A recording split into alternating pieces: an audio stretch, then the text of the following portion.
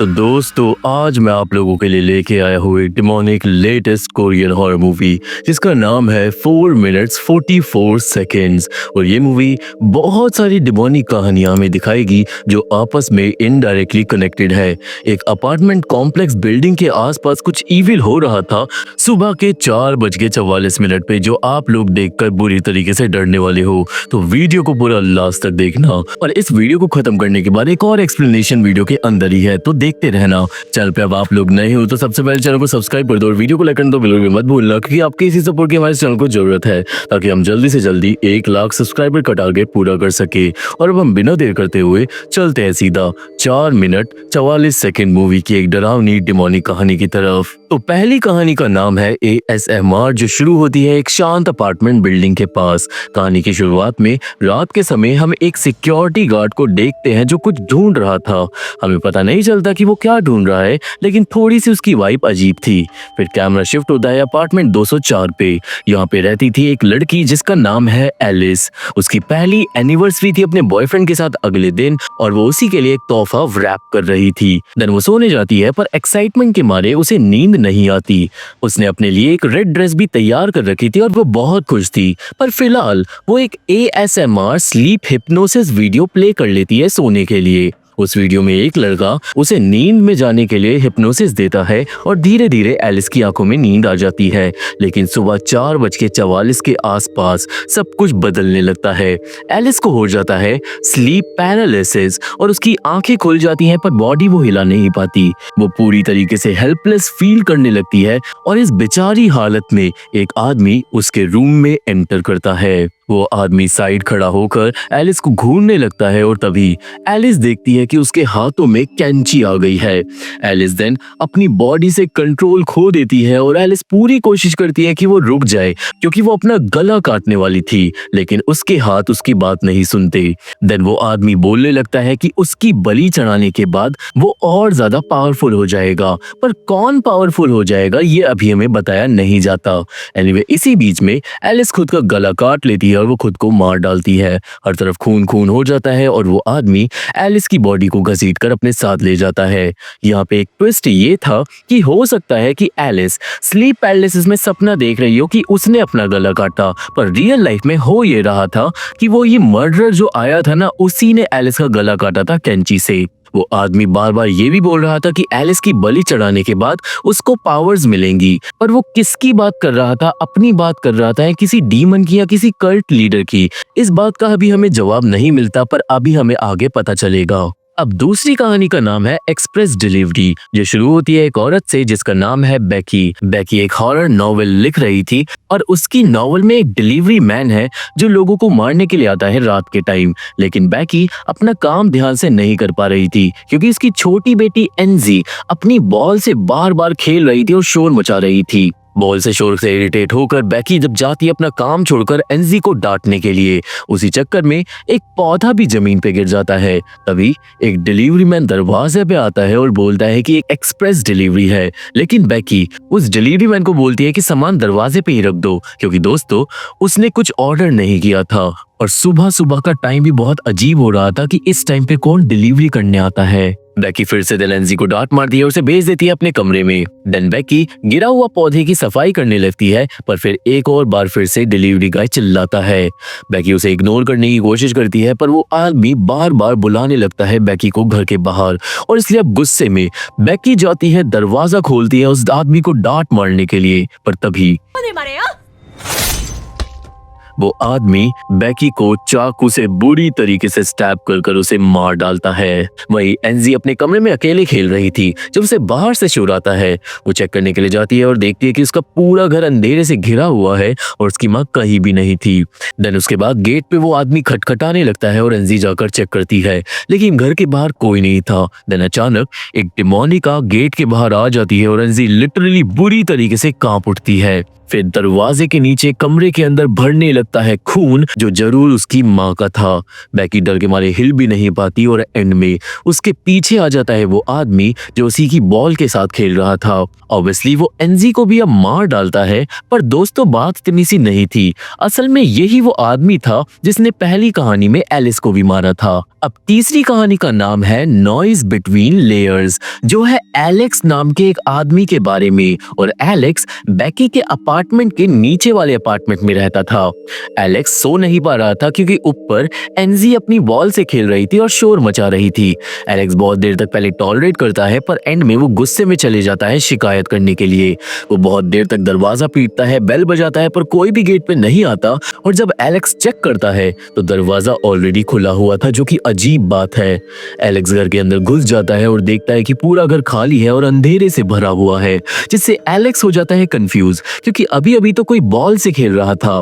वो दिन घर में इधर उधर घूमने लगता है और पहुंच जाता है एक बेडरूम में, जहां पे एलेक्स के होश उड़ जाते हैं क्योंकि बेड पे पड़ी थी बैकी और एनजी की लाशें। तभी अचानक एलेक्स के पीछे एनजी की बॉल अपने आप उछलने लगती है और एलेक्स अब भागता है वापस अपनी जान बचाकर। वो वापस अपने घर जाकर तुरंत फोन करता है पुलिस को, पर इससे पहले एलेक्स कुछ भी बता पाता फोन अपने आप कट हो जाता है। मतलब दोस्तों कुछ न कुछ तो डिमोनिक हो रहा था। देन अचानक एलेक्स के आसपास के सारे दरवाजे बंद हो जाते हैं और एनजी की बॉल आ जाती है एलेक्स के सामने और वो अपने आप ही उछल रही थी। डर के मारे एलेक्स खुद को बंद कर लेता है अपने बेडरूम में, पर जल्दी ही उसका गेट पीटने को ही लगता है। एलेक्स चिल्लाने लगता है, रोने लगता है, लाइट्स भी फ्लिकर होने लगती है और एंड में एलेक्स के बेड के ऊपर आ जाती है बैकी और एनजी की लाशें। एलेक्स इसके बाद चिल्लाता ही रह जाता है और कोई डिमोनिक शक्ति उसे भी मार डालती है। अब चौथी कहानी का नाम है सेकेंड हैंड ट्रेडिंग, जो शुरू होती है ह्युनजंग नाम के एक लड़के के साथ, जो रात के टाइम सेकेंड हैंड ट्रेडिंग नाम से एक ऐप चला रहा था।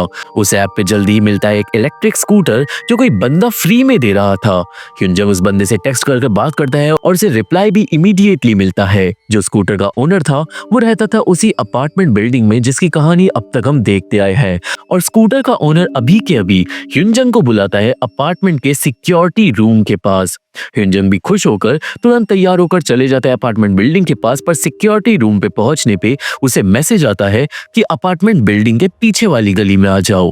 ह्युनजंग अब वहां पे जाता है, पर दोस्तों सिक्योरिटी रूम की दीवार पे मिसिंग लोगों के पोस्टर लगे हुए थे। कहने का मतलब आजकल इस एरिया में लोग गायब हो रहे हैं। एनीवे पीछे गली में जाने के बाद ह्युनजंग को फोन आता है उसकी गर्लफ्रेंड का। ह्युनजंग फेस टाइम पे अपनी गर्लफ्रेंड को सब कुछ बताता है कि आखिर हो क्या रहा है, पर एक पल के लिए ह्युनजंग की गर्लफ्रेंड को दिखाई देता है कुछ हिलता हुआ ह्युनजंग के पीछे। पर ह्युनजंग तभी नोटिस कर लेता है इलेक्ट्रिक स्कूटर को, जो स्ट्रीट लाइट के नीचे कोई छोड़ गया था। ह्युनजंग अब फोन काट कर स्कूटर लेने जाता है, पर तभी लाइट्स चली जाती है। वो फोन की टॉर्च जलाता है, पर उसे फील होने लगता है कि उसके आसपास कोई है और जल्दी ही ह्युनजंग को दिखाई देता है एक आदमी जो पेड़ के पास बैठा हुआ था और वो आदमी मरा हुआ था और उसकी जो लाश थी ना,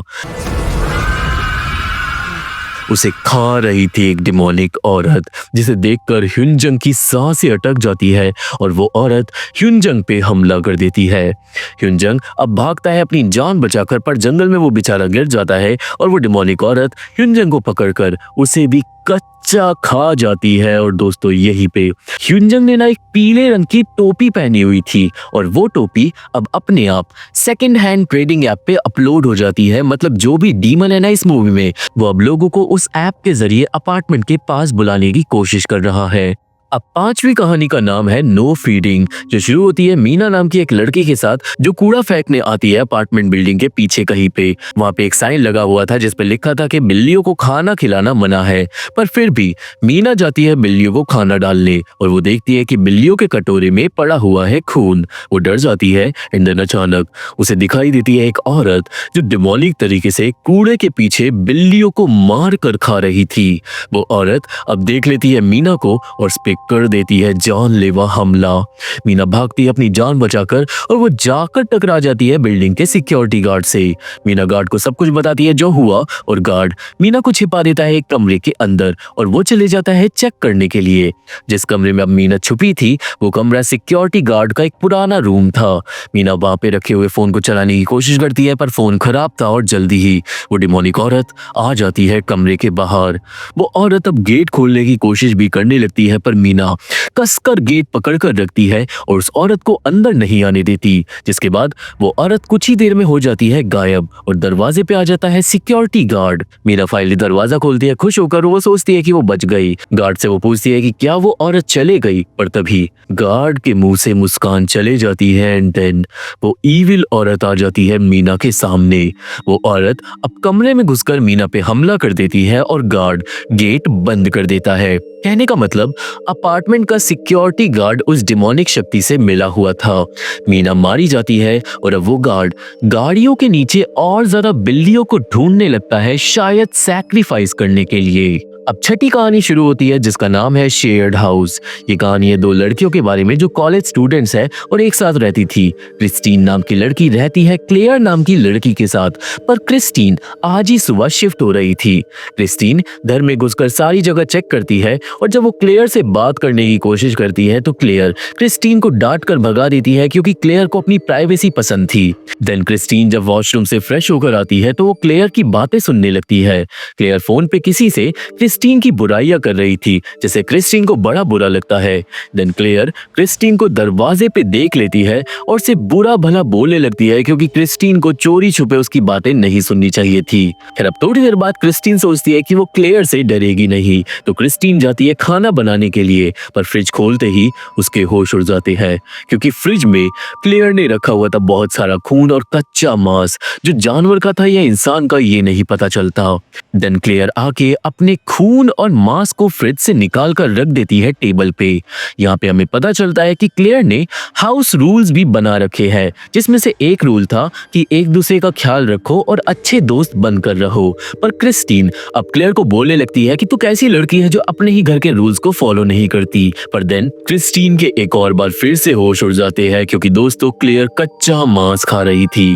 क्रिस्टीन को देन हो जाती है उल्टी और वो भागती है वॉशरूम में और करती है अपने टीचर को कॉल। वो अपने टीचर को बोलती है कि मैं क्लेयर के साथ नहीं रह सकती, पर टीचर बताती है कि बेटा क्लेयर तो अभी अपार्टमेंट में शिफ्ट भी नहीं हुई है, जिससे क्रिस्टीन की रूह कांप जाती है और वो समझ जाती है कि बाहर जो भी लड़की है वो कुछ और ही है। एंड देन डिमोनिक लड़की आ जाती है वॉशरूम में और ऑब्वियसली अब वो क्रिस्टीन को जान से मार डालेगी। अब सातवीं कहानी शुरू होती है जिसका नाम है टेस्ट द करेज, जिसकी शुरुआत में हम लोग देखते हैं जीहो नाम के लड़के और उसके दो दोस्तों को, ह्युक और जोंगवू। अब दोस्तों जोंगवू उसी अपार्टमेंट बिल्डिंग में रहता था और उसके दोनों दोस्त आज रात एक करेज टेस्ट के लिए उसके घर के पास आए थे। असल में सबको पता चला था कि इसी अपार्टमेंट में आजकल लोग गायब हो रहे हैं और इसलिए जीहो और ह्युक करना चाहते थे इंटरनेट पे करेज टेस्ट, पर जोंगवू ज्यादा इंटरेस्टेड नहीं था। जोंगवू के दोस्तों से खींचकर अपने साथ ले जाने लगते हैं पास के एक पहाड़ी की तरफ, पर पूरे रास्ते जोंगवू अपने दोस्तों को सुनाता रहता है कि वो दोनों बच्चों वाली हरकतें कर रहे हैं। देन रास्ते में उन तीनों को मिलता है एक रेड कलर का बैग और इस बैग के अंदर थी एक टी शर्ट और एनजी की बॉल। जोंगवू के दोस्त बड़े खुश होते हैं मिस्टीरियस सामान ढूंढने के ऊपर, पर जोंगवू अब गुस्से में वापस जाने लगता है घर की तरफ। पर तभी कैमरा अपने आप बंद हो जाता है और ह्युक और जीहो पे वही डिमोनिक शक्ति हमला कर देती है। दोनों लोग मारे जाते हैं, पर दोस्तों यहाँ पे ये नोटिस करो, ह्युक ने एक वाइट जैकेट पहनी हुई थी और जो हमारी चौथी कहानी थी उसमें ह्युनजंग को पेड़ के पीछे एक लाश मिली थी जिस बंदे ने भी सेम जैकेट पहनी हुई थी। कहने का मतलब चौथी कहानी में ह्युनजंग को जो लाश मिली थी वो ह्युक की लाश थी। एनीवे सीन जाता है जोंगवू पे जो वापस घर जा रहा था, पर रास्ते में उसके पास कोई फेंकता है एनजी की बॉल। जोंगवू डर के थोड़ा तेज भागने लगता है और वो टकरा जाता है सिक्योरिटी गार्ड से जो दोंगवू से कुछ भी नहीं बोलता। दोंगवू अब आगे निकल जाता है और फिर उसे आता है जीहो का फोन पर फोन पर जियो कुछ भी बात नहीं करता एंड देन डोंगवू को अपनी ही आवाज सुनाई देने लगती है। कहने का मतलब जियो का फोन कहीं आसपास था और वो भी स्पीकर पे। ऑब्वियसली डोंगवू को लगता है कि उसके दोस्तों से मजे ले रहे हैं और वो अपनी आवाज को फॉलो करते करते पहुंच जाता है उसी पुराने कमरे में जहाँ पे 5वीं कहानी में मीना मरी थी।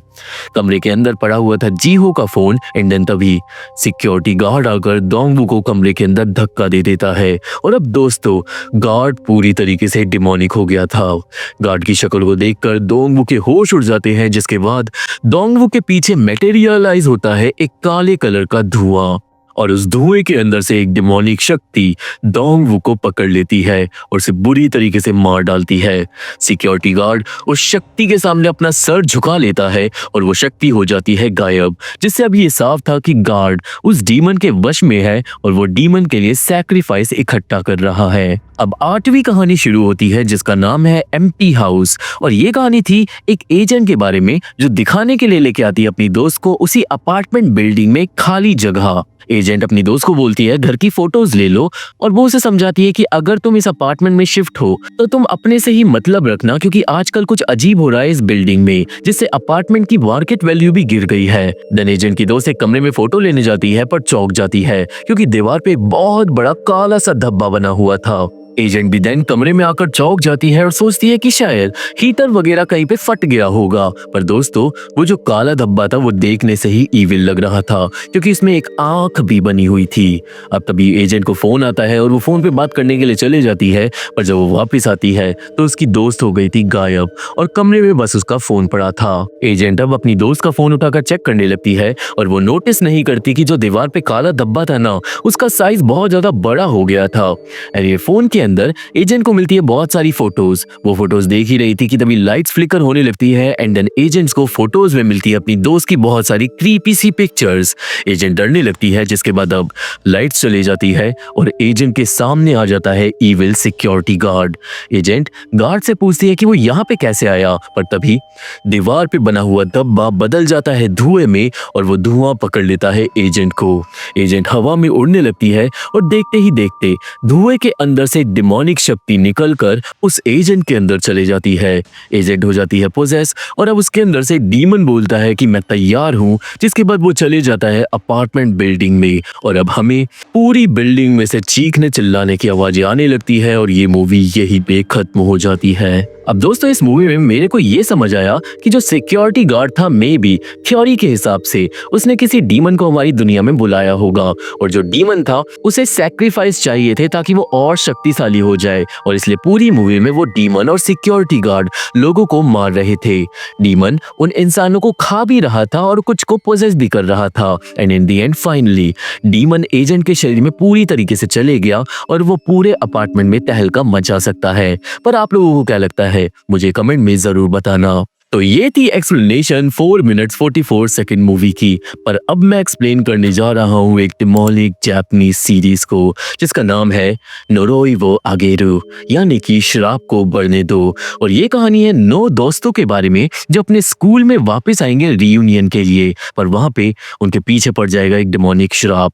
असल में ये एक सीरीज थी और पूरी सीरीज सिर्फ 1 से 1.5 घंटे की है। सीरीज में टोटल 10 एपिसोड है और हर एक एपिसोड सिर्फ 5 मिनट का है, पर अभी सिर्फ जापान में से 5 एपिसोड रिलीज हुए हैं। तो आज मैं आप लोगों के लिए सिर्फ उन्हीं 5 एपिसोड को एक्सप्लेन करूंगा और जब बाकी के 5 एपिसोड जापान में रिलीज हो जाएंगे तो मैं उन्हें भी एक्सप्लेन करने के लिए आ जाऊंगा। और इसलिए अब आप लोग चैनल पे नए हो तो सबसे पहले चैनल को सब्सक्राइब कर दो, वीडियो को लाइक कर दो क्योंकि हमें आपके इस सपोर्ट की जरूरत है। और अब बिना देर करते हुए चलते हैं सीधा नोरोई वो आगेरू सीरीज की एक डरावनी डिमोनिक कहानी की तरफ। तो ये कहानी शुरू होती है रियोको नाम की एक लड़की के साथ जो रात के टाइम एक स्कूल के हॉलवे में बच के भाग रही थी। वो दिन एक जगह रुकती है पर तभी उसके पीछे जो गेट था ना वहां पे आ जाती है एक बहुत ही भयंकर आत्मा और अब रियोको फिर से अपनी जान बचाकर भागती है। भागते भागते वो थोड़ी देर पहले का सीन याद करती है और हमें पता चलता है कि आज रात रियोको और उसके बहुत सारे दोस्त स्कूल के रियूनियन के लिए मिले थे एक बार में 10 साल बाद। रियूनियन के टाइम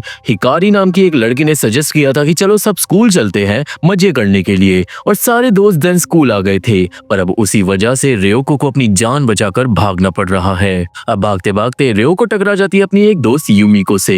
रियोको यूमिको को बताती है कि क्या हुआ और यूमिको बोलती है कि जाओ वापस क्लास में जाओ जहाँ पे सारे लोग इकट्ठा हो रहे हैं डिस्कशन के लिए। और यूमिको इधर उधर घूमकर अपने और दोस्तों को ढूंढ रही थी। देन रियोको भाग जाती है क्लासरूम की तरफ और यूमिको और लोगों को ढूंढने के लिए निकल जाती है। यहाँ से एक बार फिर से सीन पास्ट में जाता है और असल में अभी कुछ देर पहले रियोको स्कूल के ऑडिटोरियम के बाहर गई थी और वहां पे रियोको के पीछे एक स्टैचू का सर अपने आप जमीन पे गिर गया था। रियोको ने स्टैचू के सर को वापस रखा था पर तभी रियोको के पीछे आ गई थी एक भयानक लड़की की आत्मा और साथ ही साथ रियोको के पैर पे एक अजीब सा निशान भी आ गया था। देन इसके बाद वो ईविल आत्मा रियोको के पीछे पड़ जाती है और रियोको भागकर पहुंचती है सीढ़ियों के पास और एक बंद गेट के पास रियोको फंस जाती है जिसकी दूसरी तरफ वो ईविल आत्मा आ जाती है। कहने का मतलब उसी स्टैचू को छूने के बाद से रियोको के साथ इविल चीजें हो रही थी। वहीं प्रेजेंट में अब रियोको भागकर पहुंचती है क्लास में और रियोको के होश उड़ जाते हैं क्योंकि क्लास में उसके सारे दोस्तों के बीच में पड़ी थी यूमिको की लाश। कहने का मतलब जो अभी थोड़ी देर पहले रियोको को यूमिको हॉलवे में मिली थी वो असली यूमिको नहीं थी, वो यूमिको की आत्मा थी। सीन एक बार फिर से जाता है पास में जहाँ पे सब लोग बार में मिले थे और अपनी अपनी लाइफ के बारे में बता रहे थे और अब यहाँ पे हम लोग सबके नाम जानेंगे। ग्रुप में थे गुनपी नाम का एक लड़का, फुबुकी नाम की एक लड़की, यूमिको जो मर चुकी है, निशिमुरा नाम की लड़की, शुन नाम का लड़का, केंटा नाम का एक और लड़का, नाना नाम की एक लड़की, हिकारी जो सजेस्ट करती है स्कूल में जाने के लिए और असल में हिकारी कहीं ना कहीं रियोको से जलती हुई थी किसी लड़के के टॉपिक पे जो हमें आगे पता चलेगा, और फाइनल लड़का था वाकाबेयाशी। अब रियूनियन के वक्त रियोको स्कूल जाना नहीं चाहती थी पर पीयर प्रेशर की वजह से उसे जाना पड़ता है। सब लोग स्कूल पहुंचकर ऑडिटोरियम में जाकर बास्केटबॉल खेलने लगते हैं। रियोको बास्केटबॉल नहीं खेलती क्योंकि उसने ज्यादा पी ली थी तो वो कोने में जाकर बैठ जाती है और जल्दी ही रियोको की आंख लग जाती है। अब इसके बाद जब रियोको को होश आता है तो उसके सारे दोस्तों से छोड़कर जा चुके थे और यही वो टाइम था जब रियोको ऑडिटोरियम के बाहर गई थी और वो स्टैचू का सर अपने आप गिर गया था। रियोको ने सर को वापस लगाया था और जभी से पैरानॉर्मल चीजें हो रही है।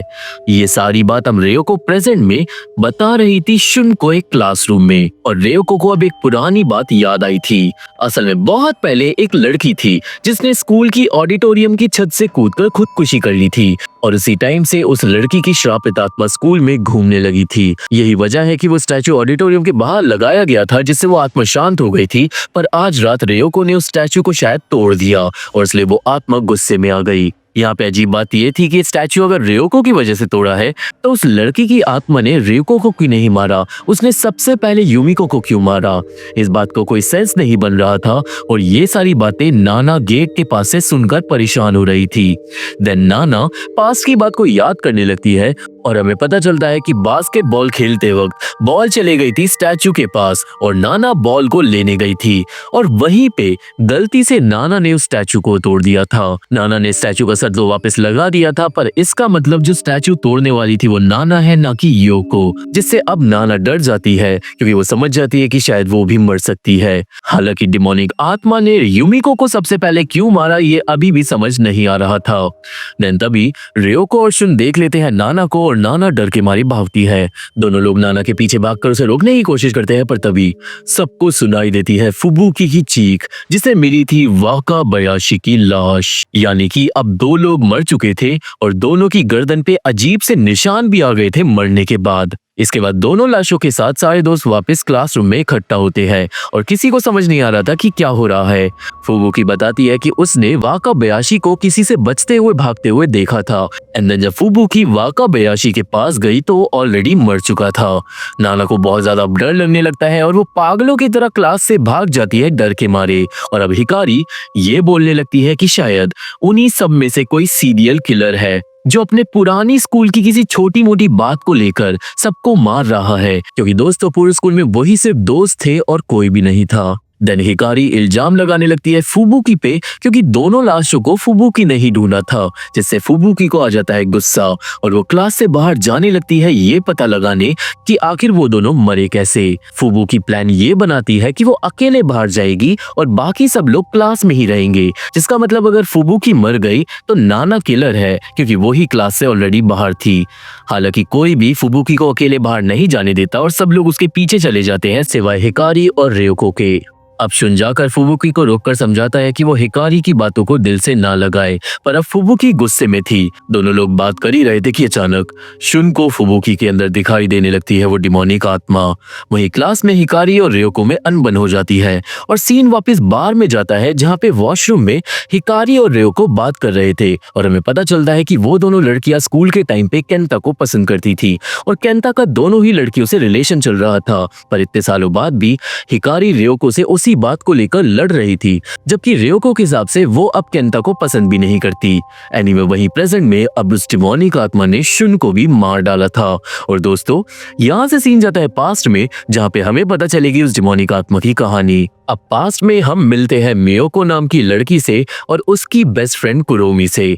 दोनों लड़कियां शुत्ता नाम के एक लड़के के पीछे पागल हो रखी थी और उन दोनों ने एक दूसरे से दोस्ती भी तोड़ ली थी शोत्ता के चक्कर में। मियोको कुरोमी को समझाने की कोशिश करती है कि शोत्ता उससे प्यार नहीं करता और सिर्फ मियोको को प्यार करता है, पर फिर कुरोमी मियोको को बोलती है कि मुझे फर्क नहीं पड़ता और अब तुम छत पे चली जाओ क्योंकि शोत्ता तुम्हें छत पे बुला रहा था। मियोको देन छत पे चले जाती है और वो मिलती है शोत्ता से। वहां पे दोनों लोग एक दूसरे को अपने प्यार का इजहार करते हैं और गले मिलते हैं, पर तभी शोत्ता हो जाता है डिमोनिक और बोलता है कि उसे दो दो लड़कियों का खेल नहीं पसंद और शोत्ता सिर्फ कुरोमी से प्यार करता है, मियोको से नहीं, जिससे मियोको डर जाती है। एंड देन शोत्ता मियोको को छत से धक्का देकर उसे बुरी तरीके से मार डालता है और ये सब देख रही थी कुरोमी क्लासरूम से। कहने का मतलब ये सब कुछ शोत्ता और कुरोमी की मेल भगत थी ताकि वो मियोको को अपने रास्ते से हटा सके। मियोको की ये आत्मा अब स्कूल में घूमती है और अब प्रेजेंट में तीनों दोस्तों की लाशें क्लासरूम में लेकर सब लोग खड़े थे और फुबुकी रो रही थी शुन की लाश पे क्योंकि रियल लाइफ में वो शुन को डेट कर रही थी। अब इसके बाद हिकारी फिर से इल्जाम लगाती है फुबुकी पे क्योंकि एक और बार फिर से फुबुकी को ही लाश मिली थी, पर अब यहाँ पे रियो को बता देती है सब लोगों को श्राप के बारे में, जिसपे हिकारी बिल्कुल यकीन नहीं करती और वो रियो को बोलती है कि अगर तुम ज्यादा ही श्राप के बारे में बात कर रहे हो तो शायद तुम ही ने सबको मारा होगा। केंता रियोको को प्रोटेक्ट करता है और जल्दी ही इन सारे दोस्तों में बहस हो जाती है। कोई किसी को किलर बता रहा था और कोई भूतों की कहानियों पे यकीन कर रहा था और इस सबसे ओवरवेल्म होकर नाना भाग जाती है कमरे के बाहर और निशिमुरा नाना के पीछे भागती है, पर सब लोग अब डर चुके थे क्योंकि कोई तो था जो उन लोगों को एक एक कर मार रहा था। और हमारे 5 एपिसोड्स यहीं पे खत्म हो जाते हैं। तो ये थी एक्सप्लेनेशन नोरोइवो आगेरू सीरीज की। इस सीरीज के अगले 5 एपिसोड्स को आने में अभी पूरा 1 महीना लगेगा। जैसे ही वो 5 एपिसोड रिलीज हो जाएंगे मैं उन्हें एक्सप्लेन कर दूंगा, तो चिंता बिल्कुल भी मत करना। इन 5 एपिसोड को देखना चाहते हो तो मेरा टेलीग्राम चैनल ज्वाइन करना होगा, लिंक डिस्क्रिप्शन में है। पर अगर काम लगे तो टेलीग्राम पे जाके मेरे चैनल का नाम डाल देना। अब वहाँ पे इस मूवी का लिंक मैं अपनी अगली वीडियो आने के बाद डालूंगा, तो मूवी का इंतजार करना। मेरे फेसबुक पेज का लिंक और बाकी सोशल मीडिया लिंक भी डिस्क्रिप्शन बॉक्स में मिल जाएंगे, तो वहां पे भी आप लोग मेरे को फॉलो कर सकते हो। इस वीडियो को लाइक करो, चैनल को सब्सक्राइब करो, आपके सपोर्ट की हमें जरूरत है। और मैं आप लोगों से मिलता हूं अपनी अगली वीडियो में, तब तक के लिए थैंक यू, बाय बाय।